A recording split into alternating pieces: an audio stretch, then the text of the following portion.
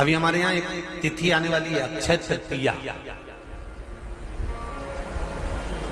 उसका मतलब क्या होता है? अक्षय, जिसका कभी क्षय ना हो।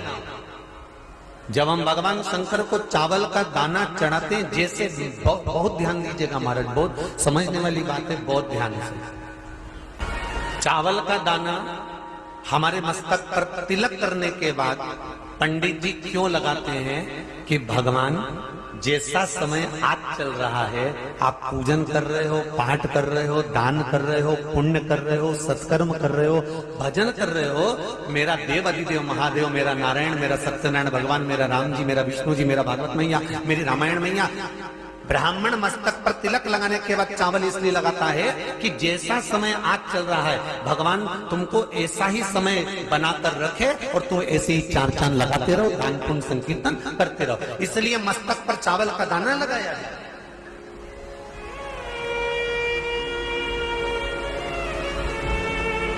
शंकर जी को चढ़ाते क्यों है, पहले तो वो समझ।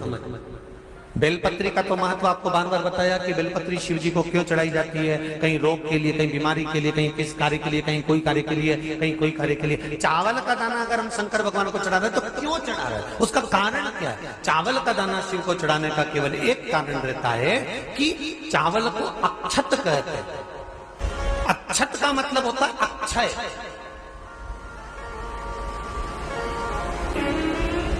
कोई मर जाता है, मरने के बाद जब तक पगड़ी नहीं होती तब तक माथे पर तिलक, चावल का दाना लगाया जाता है।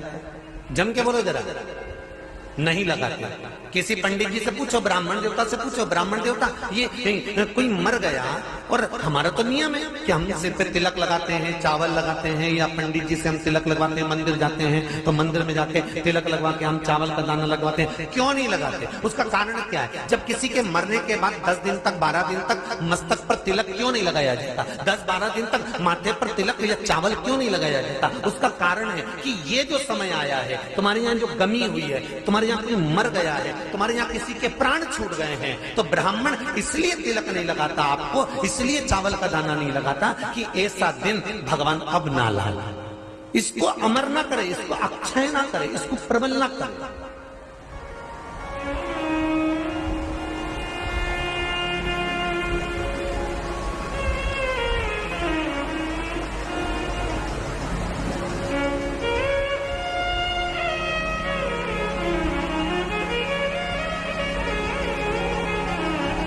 और जब चावल का दाना, तो यहाँ शिव महापुराण की कथा करी, चावल का दाना हम शिव जी को क्यों चढ़ाते हैं, भगवान को क्यों समर्पित करते हैं, भगवान के पूजन में अक्षत क्यों समर्पित करते हैं, चावल क्यों समर्पित करते हैं, उसका कारण क्या है? तो कहा आज मैंने जब चावल का दाना आपको समर्पित करा है, जिस भाव से, जिस विश्वास से, जिस श्रद्धा से, जिस मन से मैं आपको रिझा रही हूँ, हे भोलेनाथ मेरी ये मनोकामना पूर्ण कर, इसको अक्षय कर देना, इसको अमर कर देना, बस इतनी कृपा आप कर।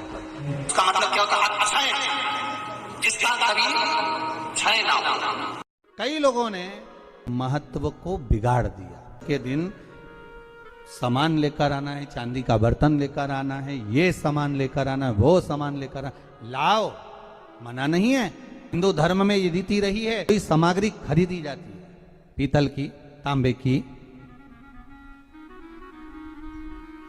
कोई वस्तु हम खरीदते हैं। पर आज का समय का जो फैशन बढ़ता गया तो कहा साहब चांदी के बर्तन खरीदना जरूरी है, चांदी का सामान खरीदना जरूरी है, सोने का पात्र, सोने की वस्तु खरीदना जरूरी है, ये सामग्री खरीदना। तो यहाँ शास्त्र नहीं कह रहा कि महाराज इतने महंगे महंगे पदार्थ खरीदो और घर में कर्जा कर लो। शास्त्र तो यह कहता है कि पूजन करना है आपको, अगर आप एक सामग्री भी लेकर आ रहे हैं तो उसमें आपका भाव जुड़ा होना चाहिए, कर्जा नहीं जुड़ा होना चाहिए। और एक निवेदन आप लोगों से भी है, तीज आ रही है, अक्षय तृतीया, सत्तू का प्रयोग अवश्य करना, करोगे ना? उसका दान अवश्य करना। कोई आए उसको थोड़ा सा सत्तू अवश्य खिलाना। 3 चीजें होती हैं सत्तू में, गेहूं, चने की दाल जौ इनको गलाया जाता है, रात भर गलाने के बाद इसको फिर सेका जाता है, सेक कर पिसाया जाता है, फिर उसका प्रयोग किया जाता है। महाराज चाहे फिर उसको घोल कर आप शक्कर के साथ, गुड़ के साथ, नमक के साथ, जीरे के साथ, पुदीना के साथ, जिसके साथ तुम्हें खाना है वो तुम्हारे ऊपर, पर दान करना सत्तू का जरूर है। एक चुटकी मात्र भी अगर सत्तू आपने दान किया है बैसाख महीने में, उसका फल जरूर मिलेगा, जरूर प्राप्त। बैसाख के महीने में एक पकवान बनता है शंकर जी का,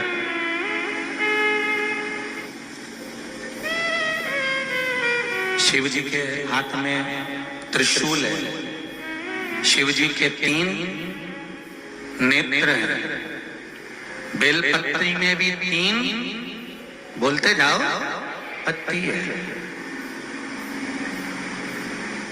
बैसाख के महीने में जो शंकर भगवान को प्रसाद का भोग लगता है उसमें भी 3 ही चीज मिलती है, सत्तू,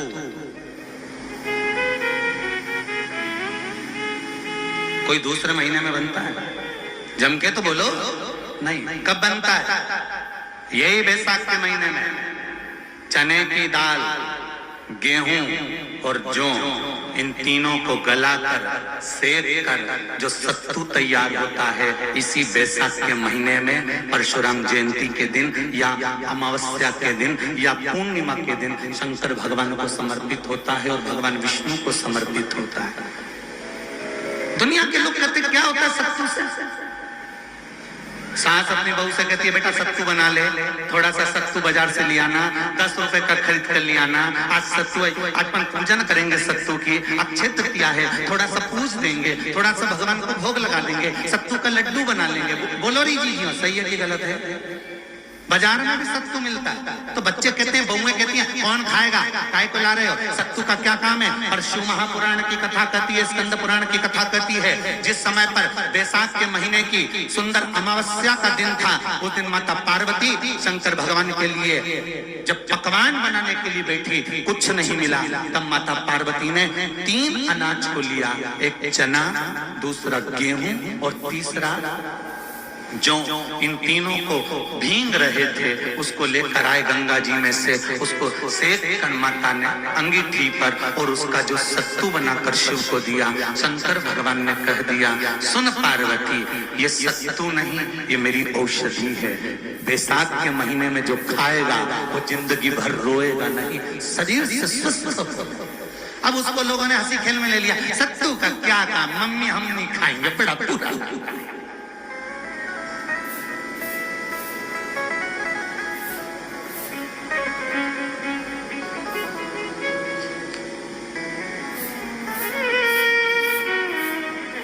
शिव जी का एक एक चीज,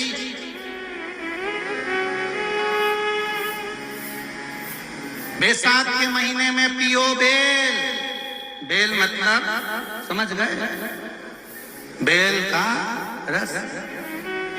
बैसाख के महीने में पियो बेल और शरीर को रखो ऑलिव बेल।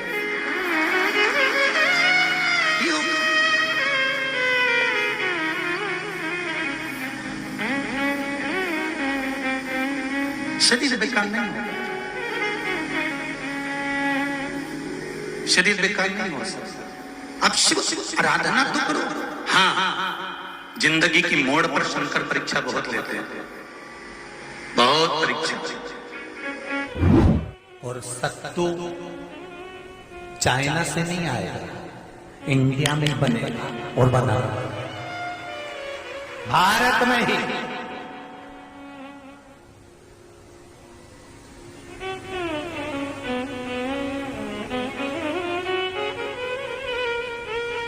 चलो आ जाओ गरुड़ पुराण में,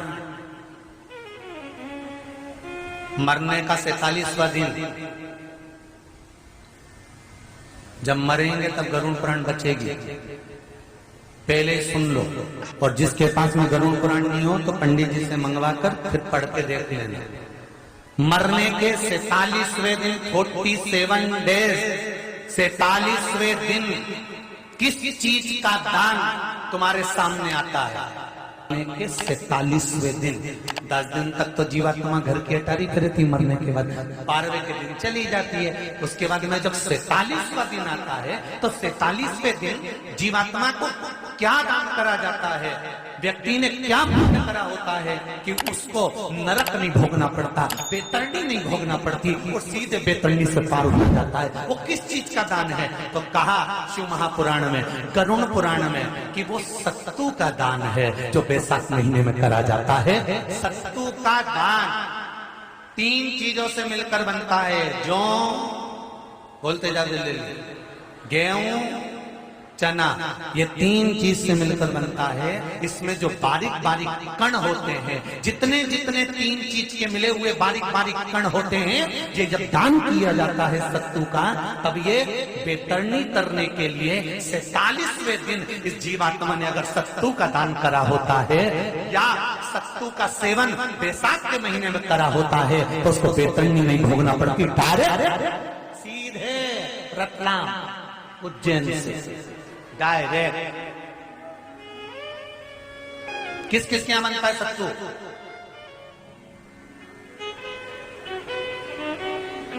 मैंने भी तो ये पूछा किस किस के यहां बनता है। मैं अभी थोड़ी ना कि अभी बन गया, बैसाख में बनता तो होगा। पहले गांव के लोग तीरथ करने जाते थे, गांव का लोग जब तीरथ करने जाता था कोई सामान नहीं लिया, सत्तू बांधी पोटली में धरा यूं और पानी में घोलिया और नमक डालिया या शक्कर या गुड़ घोल के और पी के वही चले। आज के अब जब सैनिक युद्ध करने जाता है, थक जाता है, बहुत थकान हो जाती है, जब उससे देखा जाता है तो सैनिक का जो कमांडर होता है वो सत्तू मंगवाता है और गिलास में घोल घोल कर पूरी सेना को पिलवाकर फिर युद्ध में उतार देता है। फिर युद्ध में साधारण नहीं है महाराज। सत्तू में जितने बारीक बारीक कण होते हैं, जितने बारीक बारीक कण, अब तुम्हें काम करना, अभी जब फ्री हो तो कागज पे रख के सत्तू का कण गिनना, 2 3 बारीक बारीक गिनते रहना जरा। तो तुम्हारा क्या जाए गिनने में? भगवान कृष्ण के हाथ में पट्टी बंधी थी तो उनने भी तो रुक्मणी को गिनने को दिया था, जरा गिन तो जरा इसमें कितने धागे।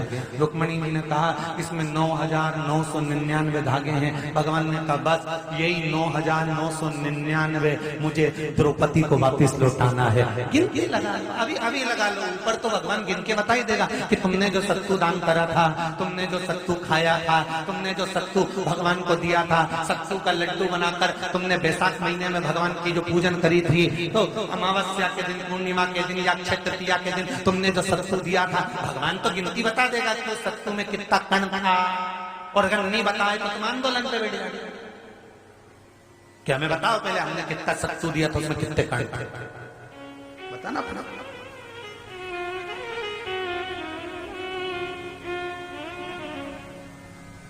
एक शिव की आराधना में सतयुग, त्रेता, द्वापर और कलियुग, ये 4 युग जो हैं, इसमें सतयुग, त्रेता, द्वापर और कलियुग, उसमें जो त्रेता युग है उसका जो प्रारंभ हुआ था वो यही बैसाख के महीने से प्रारंभ हुआ था, माधव मास से प्रारंभ हुआ था। और इस पवित्र मास में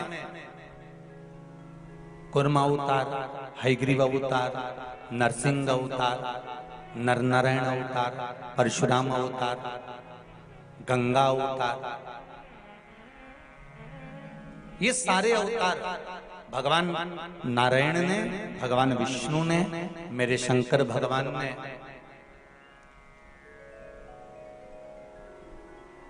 सरंभेश्वर अवतार, ओमकार अवतार, मल्लिकार्जुन अवतार, भीमाशंकर अवतार मेरे शिव ने इसी बैसाख के महीने में प्राप्त किया। मेरे नारायण ने परशुराम अवतार, नारायण अवतार, स्वयं हयग्रीव अवतार, कुर्म अवतार, नरसिंह अवतार, ये सारे जितने अवतार हैं मेरे भगवान विष्णु ने इसी वैशाख महीने में प्राप्त किया।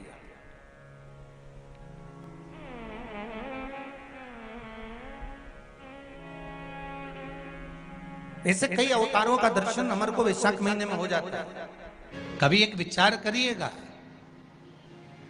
कि नरसिंह अवतार वैशाख के महीने में हुआ, कुर्म अवतार वैशाख के महीने में हुआ, हयग्रीव अवतार वैशाख के महीने में हुआ, परशुराम अवतार वैशाख के महीने में हुआ, माता जानकी का अवतार वैशाख के महीने में हुआ। आखिर वैशाख के महीने में, माधव महीने में इतनी महत्वता क्यों?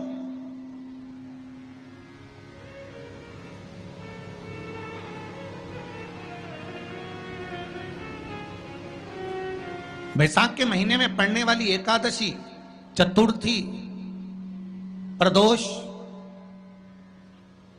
अमावस्या, पूर्णिमा, शिवरात्रि, ये सभी इतनी महत्वपूर्ण क्यों हो जाती है?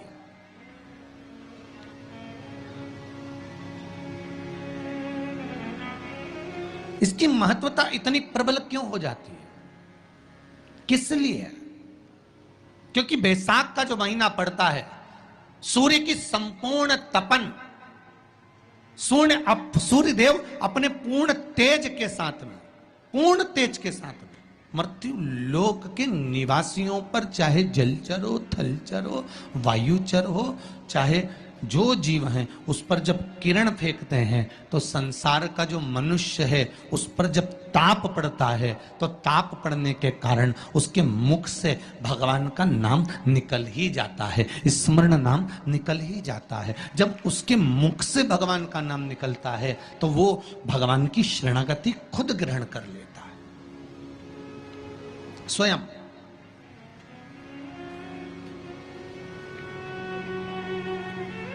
शरणागति ग्रहण कर लेना। वैशाख की पोथी पढ़ते हो आप लोग? आप में से अगर कोई पढ़ता हो वैशाख महीने की पोथी, तो उसमें एक वर्णन आता है, जिस समय पर मेरे राम जी महाराज वन के लिए जा रहे थे, तब भगवान श्री दशरथ जी महाराज ने राम जी से कह दिया था कि वन में जाते जाते पार्थिव लिंग का पूजन करना और शिव की आराधना करना। शिवलिंग की आराधना, शिव का पूजन बहुत जरूरी। सारे देवताओं का पूजन करना सरल है, सारे देवताओं की आराधना करना सरल है, सारे देवताओं को वंदन करना सरल है, क्योंकि उनको आप वंदन भी कर सकते हैं, आराधना भी कर सकते हैं, पूजा भी कर सकते हैं। पर भगवान शंकर की आराधना, वंदन, पूजन आप नहीं करते हैं। भगवान शंकर आपके हृदय में जब बैठते हैं, स्वयं शंकर की पूजन कराते हैं, तब हो पाता है, वरना संसार के मनुष्य की बस की बात नहीं कि शिव की आराधना करें। कितना सुंदर कहा है। जब जिंदगी बहुत संघर्ष में चल रही हो, बहुत दुख का जीवन चल रहा हो, तब शमी के 5 पत्ते, शमी के 5 पत्ते एक दुर्वा के साथ, एक अक्षत चावल का एक दाना, वो भी हल्दी में भिंगोया हुआ हो या केसर में भिंगोया हुआ हो, शमी पत्र 5, एक दुर्वा, एक चावल का दाना, जो दिल से, हृदय से बेलपत्री के वृक्ष के नीचे पार्थिव लिंग का निर्माण कर कर, मट्टी का शिवलिंग बनाकर, प्रदोष काल में मतलब शाम के समय पर शिवलिंग बनाकर उस पे जल चढ़ाकर, जो ये 5 शमी का पत्र, एक दुर्वा और एक चावल का दाना अपनी कामना कर कर जो दुख चल रहा है बाबा से विनय कर कर एक एक पत्ता जब समर्पित कर दे, फिर एक दुर्वा समर्पित कर दे, फिर एक चावल का दाना समर्पित कर दे और बाबा का वहीं पर पुनः विसर्जन कर दे। 3 महीना तो जाने दो, 15 दिन के अंदर वो दुख कटता जरूर है, चाहे कोई भी दुख। शंकर के मंदिर में 1 लोटा जल चढ़ाने के लिए प्रतिदिन जाओ। 3 महीने का इंतजार मत करना, 1 महीने का इंतजार मत करना, प्रतिदिन जाओ। और जिस दिन अपने मन में आपको आ जाए कि आज दिल बड़ा दुखी है, मन बहुत अशांत है, चुप बैठकर शंकर जी का कोई शिवलिंग, शंकर का कोई मंदिर, कोई शिवालय तुम्हारे घर के पास में हो तो 2 मिनट नंदी के पास बैठो, एक बेलपत्र अपने बीच वाली उंगली का जो बेलपत्र का जो डंडी है, ये बीच वाली उंगली के पास रखकर अपने हाथ को इस तरह से दबाकर श्री शिवाय नमस्तुभ्यं, श्री शिवाय नमस्तुभ्यं, बोलो बोलो श्री शिवाय नमस्तुभ्यं, श्री शिवाय नमस्तुभ्यं, श्री शिवाय नमस्तुभ्यं, श्री शिवाय नमस्तुभ्यं, श्री शिवाय नमस्तुभ्यं, श्री शिवाय नमस्तुभ्यं। जितने बैठे हैं पंडाल में सबकी आवाज तेज आना चाहिए। श्री शिवाय नमस्तुभ्यं, श्री शिवाय नमस्तुभ्यं, श्री शिवाय नमस्तुभ्यं, श्री शिवाय नमस्तुभ्यं। बेलपत्र की डंडी का भाग इस बीच की उंगली के पास में हो और बाबा को अपने हृदय की बात नंदी के पास बैठकर शिवालय में एकांत चित्त शंकर के आनंदमय भाव को जपो और जप कर कामना कर कर फिर उसी बेलपत्र को इस उंगली को छोड़कर ये मध्य उंगलियों का स्मरण कर कर शंकर के शिवलिंग पर समर्पित कर दो। बाबा जो मन में अशांति है, दुख है, तकलीफ है, कष्ट है, मेरा महाकाल राजा उस दुख को हर लेगा और आपके हृदय में भक्ति का संचार कर देगा। भक्ति का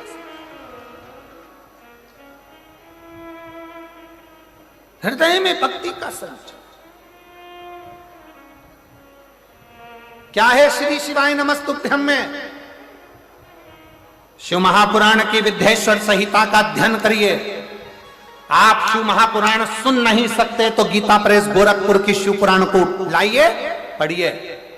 संस्कृत की नहीं पढ़ सकते तो हिंदी की टीका पढ़िए और गीता प्रेस गोरखपुर की शिव पुराण को लाकर अध्ययन करो और उसका विद्येश्वर संहिता का अध्ययन कर कर देखो कि श्री शिवाय नमस्तुभ्यं इसका सार तत्व क्या है कि जो इसको जपता है, जो इसको बोलता है, उसके मात्र मुख का भी दर्शन हो जाए तो समझ लो कि हमारी जिंदगी के सारे कार्य सफल हो गए।